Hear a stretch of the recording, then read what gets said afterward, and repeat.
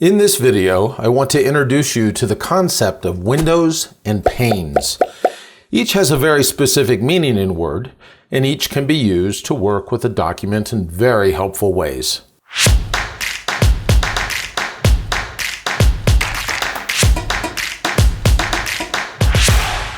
You probably already know that you can open multiple documents in Word. Each document is opened in its own document window, so that you can work with each document independently. This is much like windows in a house. Each window in a house can be used to look in on a different room in that house. Notice though that you can have multiple windows that look in on the same room. In this case, each window gives you a different view of the same room. The concept is much the same in Word. The program provides an easy way for you to use multiple windows to work with a single document. Notice that I've got a single document open on the screen.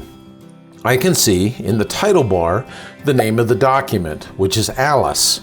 I can open a second window for this document by displaying the View tab of the ribbon, which I have open right up here, and then clicking on the New Window tool. When I do, you can see that there are now two windows open, and these two windows are for this same Alice document. When I created the second window, Word modified what is displayed in the title bar. Now it shows not only the document name, but also a number that indicates the window number for that document. Each window created in this way just provides a different way to look at exactly the same document. Any change you make in one window is automatically and immediately made in the other window as well. In other words, you are not working on different copies of a document, but on the same document in different windows. Why would you want different windows for a document? Because it allows you to simultaneously work with different parts of the same document. For instance, there have been times that I've been given documents that include endnotes. If I use multiple windows when working on such a document, I can work on the main body of the document in one window and the endnotes in the other window.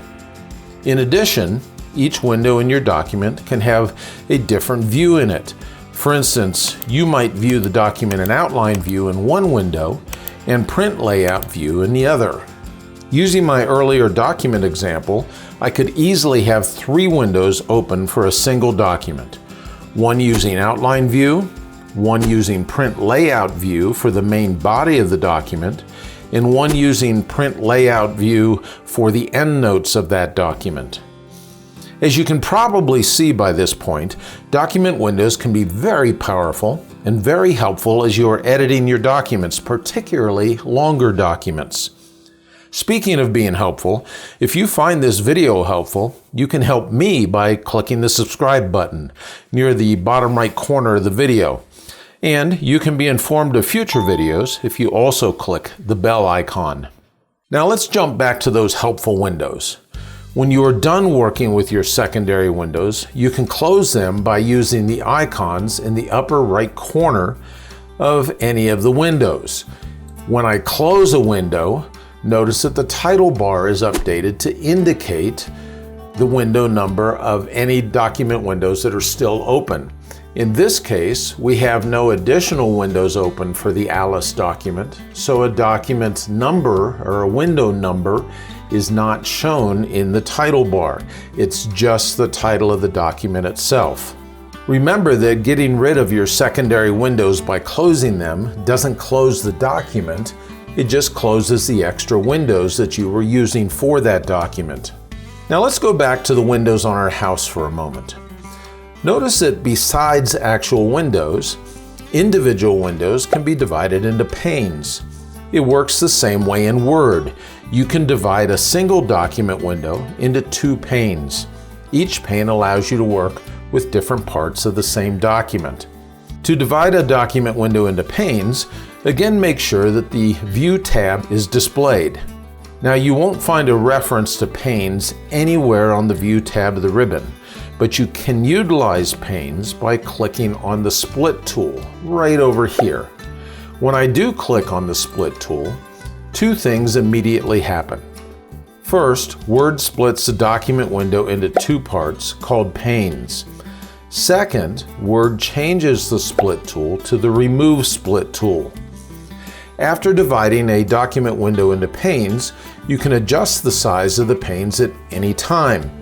All you do is you click on the divider line right here and then drag that line to wherever you want the division to occur.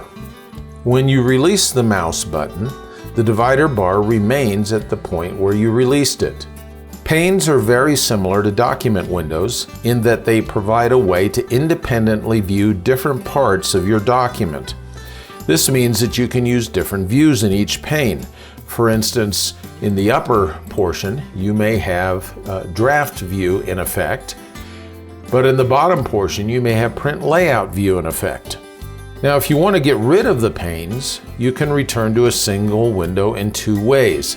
Number one, you can click on the Remove Split tool that's available on the View tab of the ribbon. Or you can just go ahead and double click on the actual divider line between the two panes. When you remove the panes, the resulting single window maintains the attributes of the pane that's at the top of your screen. So since our top screen is in draft view up here, when we remove the split, we are still in draft view, but we can go and change to any other view that we would like to.